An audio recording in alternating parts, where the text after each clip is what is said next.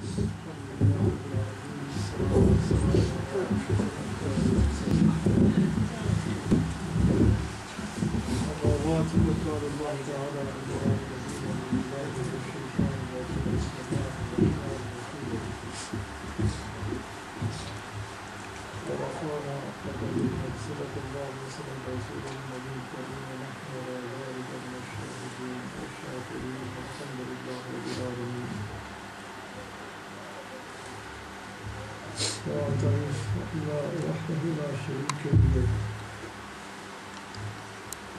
کے سوا کوئی عبادت کے لائق نہیں، جس کا کوئی شریک نہیں، اور اس کے فضل و کرم کوئی انتہا بھی نہیں۔ اور بے پناہ درود و سلام علیہ مولا صلی اللہ علیہ وآلہ وسلم کی ذات اعلیٰ کے اوپر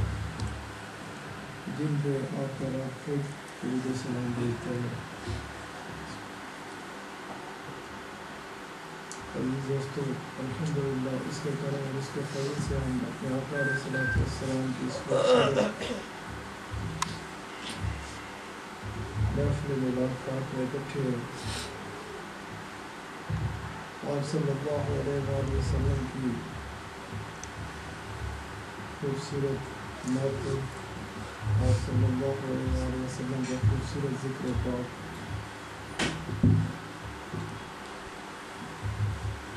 جو دلوں کو منور کر ڈالتا ہے، اس سے مستفیض ہو رہے ہیں۔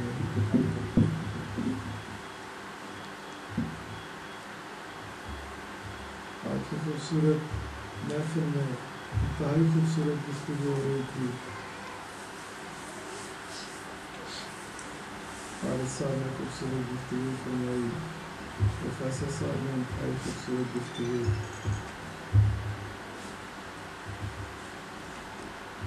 خواجہ نذیر صاحب اس کے معمول خوبصورت جملے ان سے ہم نے سنے، خوبصورت محفل، خوبصورت ذکر رسول مقبول صلی اللہ علیہ وآلہ وسلم۔ اللہ کے لئے کرم اپنے فضل کے ساتھ ہم سب کو کسی خوبصورت محبت میں اس انداز سے ڈبو ڈالے کہ بس ہمارے دل میں ایک ہی تمنا رہ جائے کہ آقا علیہ السلام کی خوشنودی۔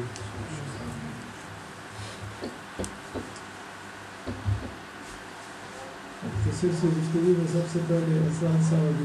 مدینہ پاک کی یاد کے حوالے سے، اور بس اللہ تعالیٰ ہمیں اسی یاد میں ہی رکھے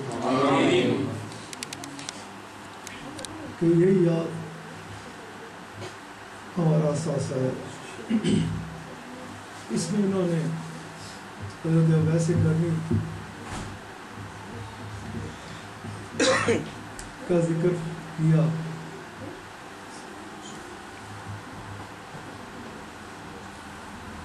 آپ کے پاس رسول اللہ صلی اللہ علیہ وآلہ وسلم آقا علیہ السلام نے اپنے غلاموں کو حکم فرمایا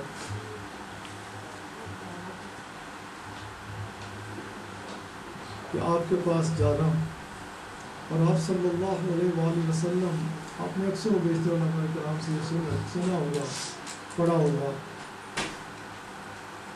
کہ آپ علیہ السلام نے اپنے غلاموں کو اپنے اس غلام کے پاس جب بھیجا تو آپ علیہ السلام نے ایک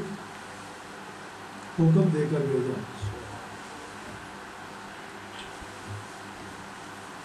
کئی احباب مختلف انداز سے اس کی تشریح فرماتے ہیں۔ ہمارے شیخ کامل قبلہ عالم رحمۃ اللہ علیہ آپ فرمایا کرتے تھے آپ جس دربار سے جا رہے ہیں ادھر ہی کی عنایتیں، ادھر ہی کا صدقہ ہے، بے پناہ بلند و والا دربار ہے، سب ادھر کی خیرات ہے، کسی کی دعا قبول بھی ہوتی ہے تو آپ علیہ السلام کے وسیلے سے، آپ کے صدقے سے، جیسا صحابہ کرام رضوان اللہ تعالیٰ علیہم اجمعین فرماتے ہیں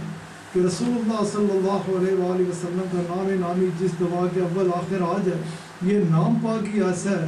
کہ اس نام پاک کے صدقے سے اللہ تعالیٰ اس دعا کو قبول فرما لیتا ہے۔ بلند و بالا دربار پاک ہے، اور پھر اس بلند و بالا دربار پاک کے جو دو غلام جا رہے ہیں ان کی بھی کیفیات، ان کی بھی شانیں، کیونکہ کس دربار کے غلام ہیں، کس دربار سے تعلق ہے، بلند و بالا عرفہ والا، ان کے بھی دل میں خیال آ جائے تو اللہ تعالیٰ اس دربار پاک کے صدقے ان کو اس انداز سے نواز رکھا ہے کہ یہ بھی جس جگہ جہاں جس مقام پر ہوتے جو مانگتے اس دربار پاک کے صدقے اللہ تعالیٰ ان کے اوپر بھی کرم فرما دیتا ہے۔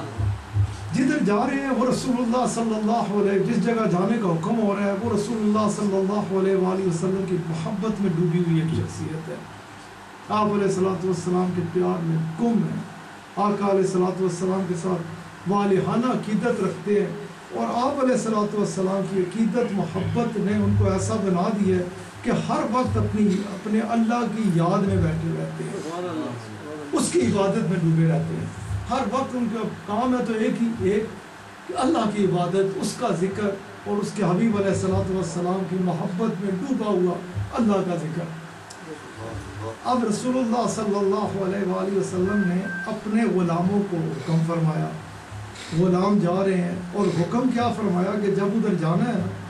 ان کے پاس جب پہنچو گے تو ان سے ایک خیال کرنا، ہر وقت ڈوبے ہوئے ہیں محبت میں میری اور عبادت میں اللہ تعالیٰ کی، انہیں کیا ان کو میرا یہ پیغام پہنچا دینا کہ خیال کرنا کس کا؟ میری امت کا۔ اب یہ بہت بڑا فلسفہ ہے، بہت بڑا نقطہ ہے، بڑے لوگوں کو اس بات کی سمجھ ہی نہیں آتی۔ اب دربار رسالت مآب صلی اللہ علیہ وآلہ وسلم کا حکم ہے، وہ لے کے جانے والے عرفہ والا غلام ہے، جن کے پاس جا رہے ہیں وہ بھی عرفہ والا غلام ہے، اور پیغام کیا ہے؟ اتنا اگر ہمیں یہ سمجھ آ جائے نا کہ اس دربار پاک سے چل رہے ہیں کہ جدھر کرم ہی کرم ہے، لے کے کون جا رہے ہیں کہ جن کے اوپر کرم ہی کرم ہے، پہنچ کدھر جا رہے ہیں کہ جدھر کرم ہی کرم ہے، اور پیغام کیا ہے؟ خوبصورت ترین آقا علیہ الصلوۃ والسلام کا فرمان مبارک کیا ہے؟ امت امت اور امت۔ ہمیں جس چیز سے سمجھ کے آتی ہے، پتہ کیا چلتا ہے، ہمارا دھیان آقا علیہ الصلوۃ والسلام کدھر لے کے جاتے ہیں۔ اگر تم میری محبت، میرے پیار میں ڈوبے ہوئے ہو، اللہ کی عبادت کر رہے ہو، میری محبت میں ڈوبے ہوئے، تو تمہارا خیال جو ہونا چاہیے نا وہ کس طرف ہونا چاہیے؟ میری جو امت ہے، میرے جو غلام ہے، میری جو امت ہے، اگر ان کی طرف تمہارا خیال جائے گا تو سمجھ لو کہ تمہارا تعلق میرے ساتھ ہے، ان کے طرف تمہارا دھیان ہے تو سمجھ لو کہ یہ رسول اللہ صلی اللہ علیہ وآلہ وسلم آقا علیہ الصلوۃ والسلام جو خوبصورت دربار پاک کی تعلیمات ہیں کہ وہ بندہ رسول اللہ صلی اللہ علیہ وآلہ وسلم کی محبت میں جو ڈوبا ہوا ہے، اس کے سر سے ظاہر کیا ہوگا کہ وہ آقا علیہ الصلوۃ والسلام کے جو غلام ہے نا، جو جہاں بھی ہے، جس جگہ بھی ہے، اس کا دھیان ان کی طرف ہوگا، ان کے لیے دعائیں ہوں گی،